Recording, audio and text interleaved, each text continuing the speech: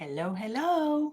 Welcome to Luna and the Druid, a channel where we talk about magic, Wheel of Year, Druidism, and Tarot, and all sorts other interesting things and topic.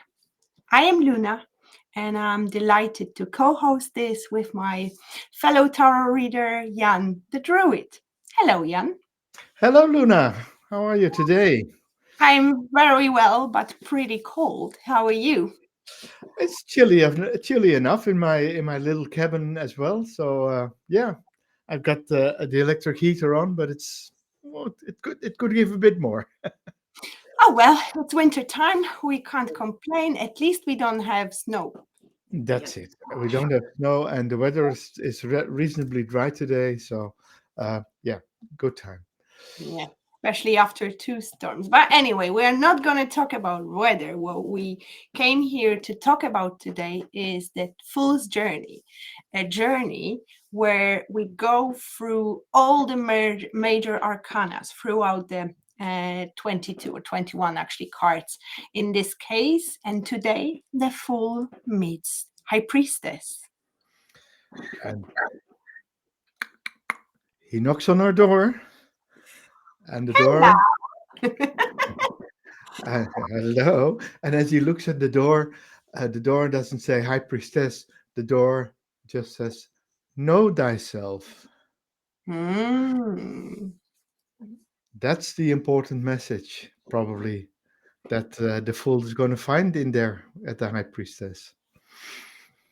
Actually, she has in total a total of 8 lessons for him today, lessons to learn. And well, for an easy read, they are here already, and we can go by them one by one and discuss every one of them a little bit. So we, at the end, we have a good understanding what the high priestess has to teach the fool. Lovely. Sounds like a plan. Yes.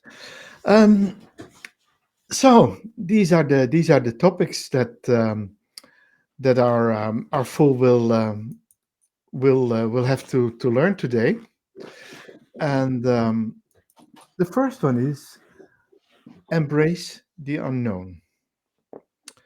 Embracing the unknown. So the high priestess teaches the fool, him or her, to be comfortable with uncertainty and mystery. She encourages embracing the unknown rather than fearing it, showing that not all answers are immediately visible or understandable. So accept the darkness, accept that you can't know everything. What do you think of that, Lona?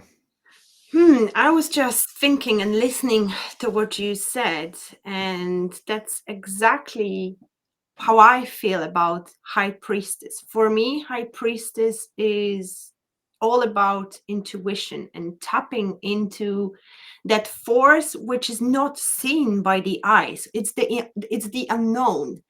Um, and absolutely, High Priestess, as we can see on the screen here, I love that you actually use this image of High Priestess here.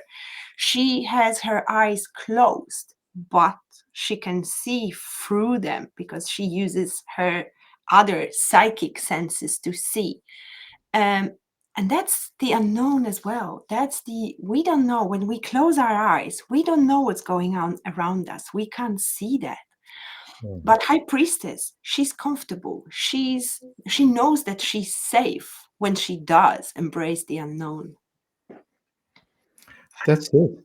And you already slowly mentioned that from trusting the unknown and embracing the unknown comes the second lesson: trust, have faith, trust your intuition.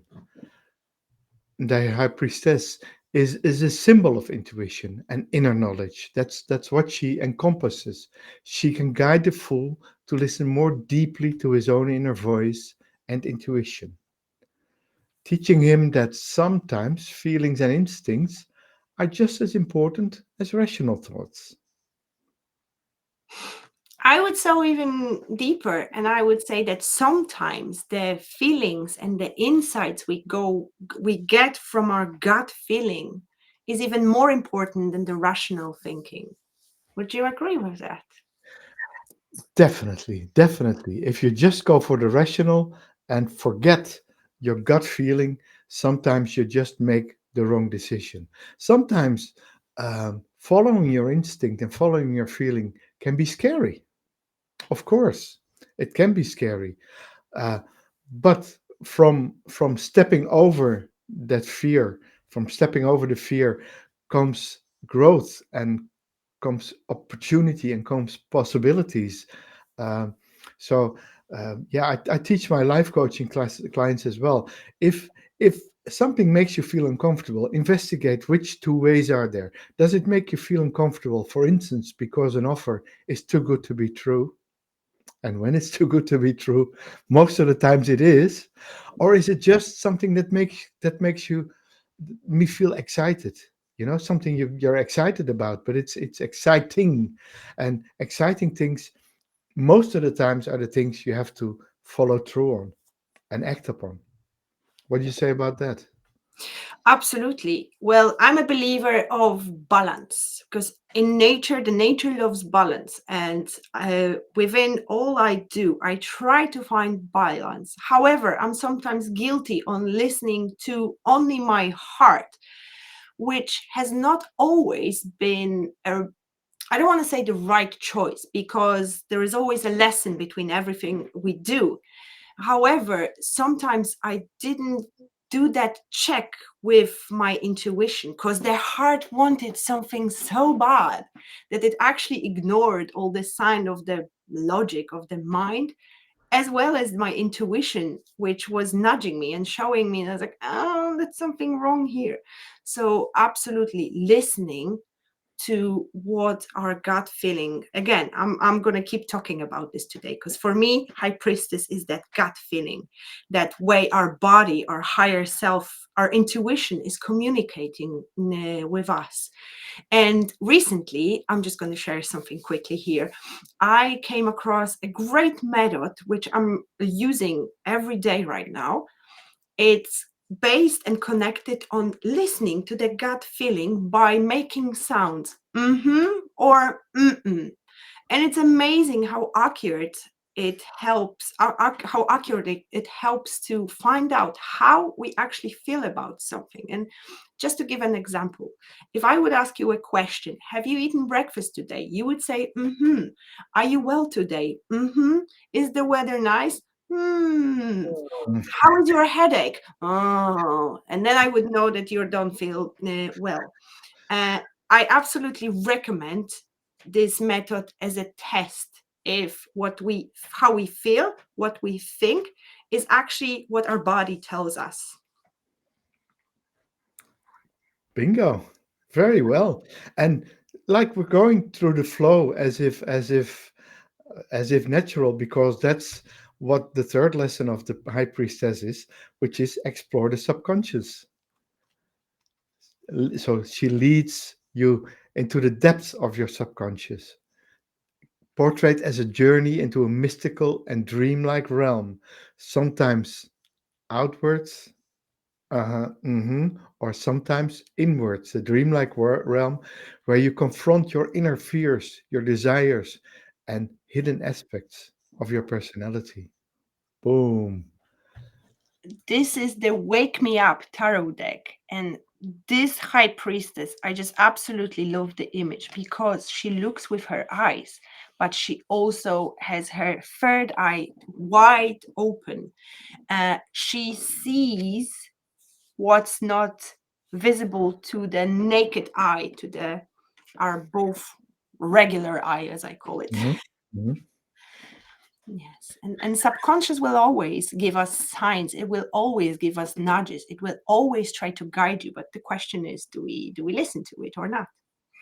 Yeah, well, if we listen or don't listen, um, our subconscious, we should follow up anyway. And when we're in doubt, we can always learn the value of stillness, and especially learn the value of patience. So, uh, in a world that's always moving, the high priestess shows the value of pausing, reflecting, and allowing wisdom to arise naturally from yourself, from themselves. Yeah. So stillness and patience are the next thing. How about stillness and patience? Waiting isn't a very strong uh, character trait of many people these days. I think those two things come within our spiritual growth. It happens it happens almost naturally, that the more we grow, the more experiences we gain, the more patient we become with everything, with the flow of energy, because we learn that everything has its own divine time. And I think High Priestess is teaching us to trust that what's meant to happen, it'll happen. And the anticipation can be sometimes a very uh, interesting and very intriguing process when we wait for something, knowing that it's there, knowing that it's going to happen, knowing that it's going to manifest. High Priestess comes after the magician, so it's the magician makes things happen, creates, makes and speaks words into reality. And High Priestess, being the second card after magician, is waiting for it to happen. That's how I Yeah, would say it. yeah. So if you compare their magic, you could say the magician works with the word spells, and the high priestess works with manifestation from within, thoughts becoming things. Yes, Wow. dreams becoming reality many often. Yes, you mentioned the dream realm, and I think it's very important to connect our High Priestess with that dreamy mm, realms, very often of imagination as well. Yeah, imagination. Yeah, exactly, exactly. And imagination also that for anything you imagine, there is a thing that's the exact opposite, and sometimes even, and that's not a paradox. Sometimes the opposites coexist together, and that brings us to our next lesson, where we see that we learn to The balance dualities. the dualities that come into our life, the seen and the unseen, the known and the still unknown, the material and the spiritual side. Balancing them, yeah, let me put you in front. Whoop. Even here, we can Yeah, clearly see the duality, the black and white. the So black and the we white. all are made of light and the dark, right? It's within us. It's the part of who we are. Yeah, It's not that we are all made of light and darkness doesn't exist within us. No, it's a part of us as well. And High Priestess is teaching us how to accept it and how to balance those two opposite energies yeah, yeah, within one body and how to embrace it. yeah. And she rules the moon. The waxing and waning moon, the full moon and the new moon, and we're up to the full moon now, so that there's this duality between the the various lunar cycles, which are symmetrical to each other. And of course, in her triple moon crown, especially the one, for instance, in other decks, you could see that this balance of dualities, the symmetry and everything. And then from stillness and meditative states, we're going to act upon gained insights. And acting upon gained insights is never forgetting that knowing but not acting is the same as not knowing. Could you say that again? Knowing and Knowing. not acting upon it is the same as not knowing. The result is the same. I love that. It took me a while to put my head around it, but it's so true. I love that saying. Yeah, yeah, It's absolutely it. That's what we've been talking during our life when we were talking about High Priestess. If you haven't seen it, if you haven't watched it, I totally recommend, because there was some deep gold knowledge about High Priestess back then as well. yeah, And that's what we were discussing before as well, that sometimes we can hear the voice of intuition, we can know what we are supposed to do, but we're not taking action. And I think that's what High Priestess can learn from the Fool, is to take the leap of faith and not just listen, but also act with faith and trust. yeah. So there we become. If you would have a reading with a high priestess and she's reversed, that's this meaning. Knowing and not acting upon it is the same as not knowing. The result is the same. I love that. I love A that. deep wisdom. A deep wisdom. Then, yeah, what the two final things are very very important, because they're not just for now, but they're for the rest of the fool's life. Adhere to your spiritual practice. So cooperate with spirit.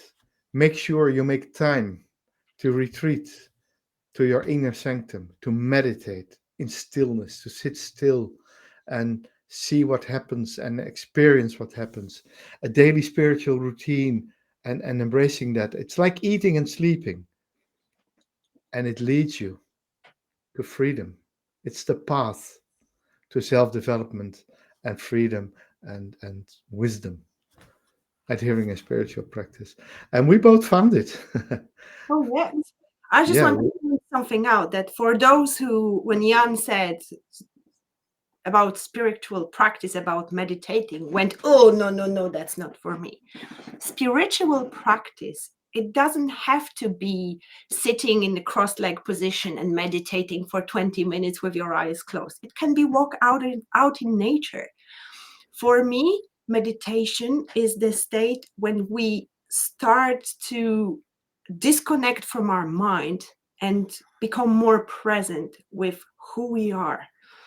Um, so you don't have to meditate for an hour a day in order to have a spiritual practice. You can do yoga instead. As I said, you can go for a walk out in the nature, but it's important to leave your phone in the house, or at least in your pocket, and just connect with the spirit of nature. See if there is something which it wants to tell us. Maybe there are some messages. Maybe you will somehow get an epiphany. Maybe you will find the clarity you've been seeking by only doing it, by only stopping the outside world for a second and just turning within, as Jan said. yeah, yeah. And that's one of the major teachings you learn when you start your spiritual development and spiritual growth, is living in the now. And that's not necessarily a Celtic or a Buddhist or a Western principle. It's living in the now is a very, yeah, is a very Eastern principle, a Buddhist principle. Um, and when you translate it into meditation and acting, you could, for instance, say, uh, don't do the dishwasher today, do the manual dishwashing, and do it with care and attention. And we always, we don't have a dishwasher in our home, in our kitchen, and we all say, it's time for a dishwashing meditation. We're laughing, but that is so true. Washing the dishes, it can be such a meditative state. Of As you course. said, when we only put our intention into doing it presently, that may bring some amazing results in the long term and even in the short term. Absolutely, I agree with that. Yeah, it stops your mind processes. It stops your ego from continuously bombarding your brain with all kinds of random thoughts, positive and the other ones. It's and that's a spiritual practice that you learn to quiet the mind, even if it's even for a few seconds. Maybe when you grow and grow some spiritual muscle, you can quiet the mind for 15 seconds or half a minute, and then it kicks in again. But these quiet moments and the moments, for instance, when you wake up and you haven't done anything yet, and your day hasn't started, then the mind sometimes hasn't started too, and these are these glorious moments where you when you can find inspiration for the whole day.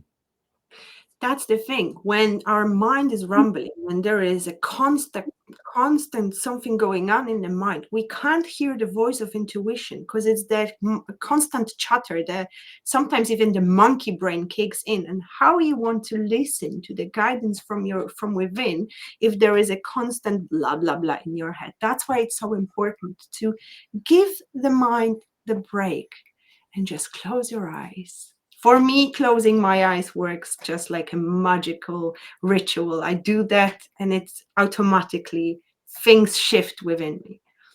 Yeah. Yeah, and then finally, never stop learning. Ha! Tell me Bingo. about it. Well, I spoke to an old man yesterday, and he was talking about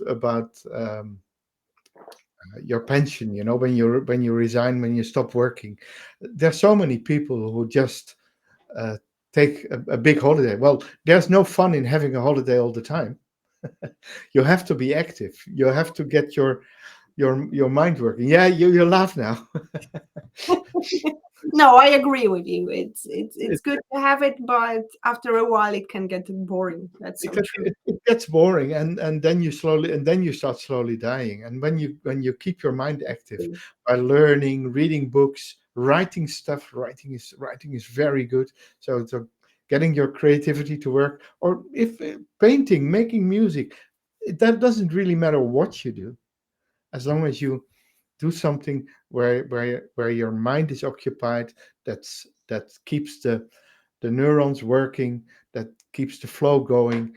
You'll yeah you'll keep on growing, and you don't really grow old. You grow a bit wiser maybe, but not really old. Yeah,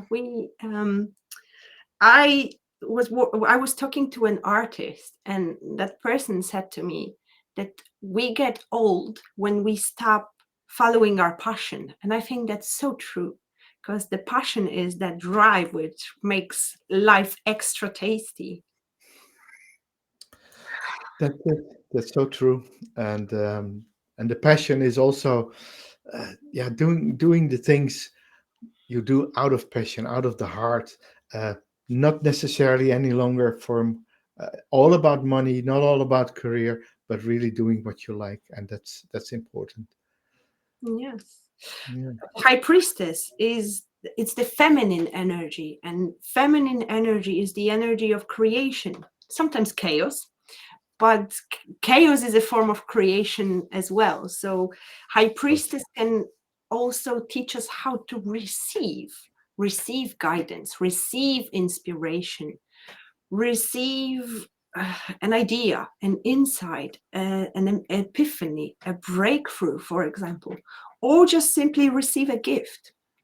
yeah, and accepting it, because there's lots of honor in accepting gifts, Yeah, that's so and true. you know that how good you feel when you give, and how bad you feel when the gift is not accepted. I'm trying Yeah, to imagine that, but luckily that never happened to me before, and I always stay never like happened, but this. But yeah, I can imagine that it's not a nice feeling. Um, with that you give freely, you give unconditionally. I say, no, I don't, no, I don't want it. And that's, yeah. So there's honor in accepting as well. That's also a lesson.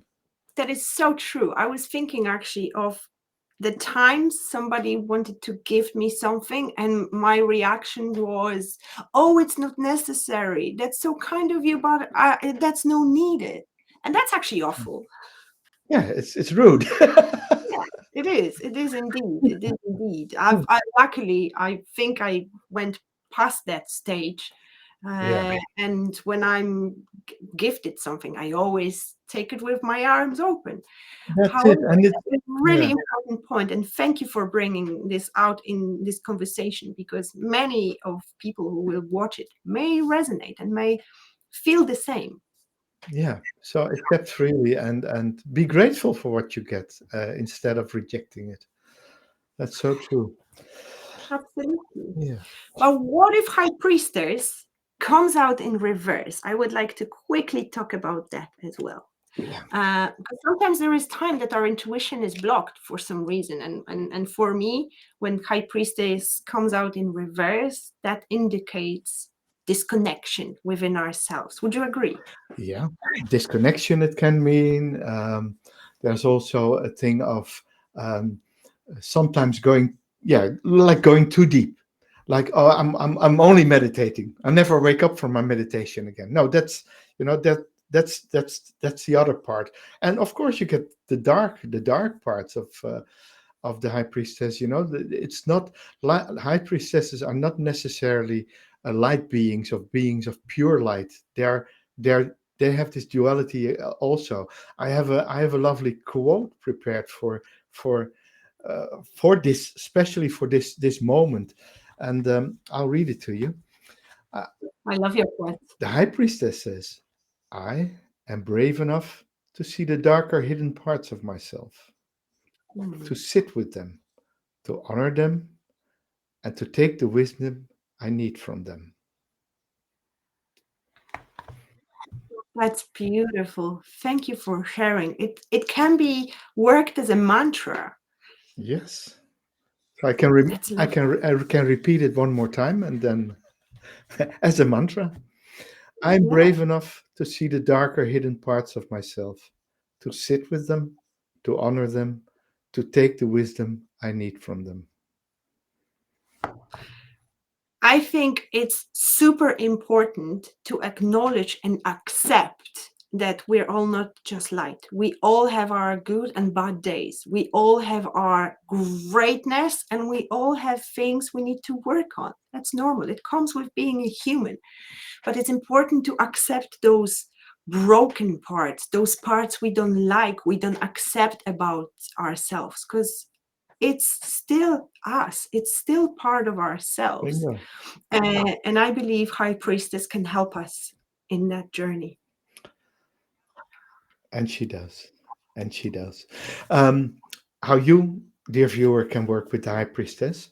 If you don't have a tarot deck, um, if you have a deck, take the card out, put it inside for the next week, in front of you, that you encounter it various times a day, wherever it is, in your kitchen, on your bedside table, in your bathroom, or take it with you. If you don't have a deck, just go to Google and Google High Priestess Tarot. Look one up, download it, and look at that one. Put it on the as the screensaver or the wallpaper on your phone, and meditate on the lessons you've learned today, on the things you've learned today. Maybe even watch the video again, and take the high priestess with you and take her lessons with you, because she is uh, she's using your blank canvas. The first and the two cards are always after, for instance, after a rebirth or a birth in your life, especially the rebirth, when you went through the dark night of the soul and you come out of it, and then you're a fool again, and then you meet the magician and the high priestess. And when we go further down the road, it gets it gets smaller. But these two first cards are the foundation of this new life that's there for you. So And if you'd still be struggling after all those exercises, you can always contact Jan or myself. You can book a reading or coaching session with us. I'm just going to put our websites here. Bear with me. There is Jan's sorry, clicked it too many times. So there is yantotero.com. Bookings are available on his website. And here is my as well, guidedbyluna.com. We are available for a private reading session. So feel free to connect with us on that level as well. and with that, dear viewers, we leave you. Don't remember to check in on our live shows every Monday at 8. If you don't want to miss it, subscribe, like, and click the notification bell so you'll be notified that when we're live Monday evening, 8 o'clock Irish or London time, that you'll be with us. If you have any questions about High Priestess, leave the comment below and we will answer that as well. That's it. Thank you and see you Monday. Bye bye. Thank you. Bye.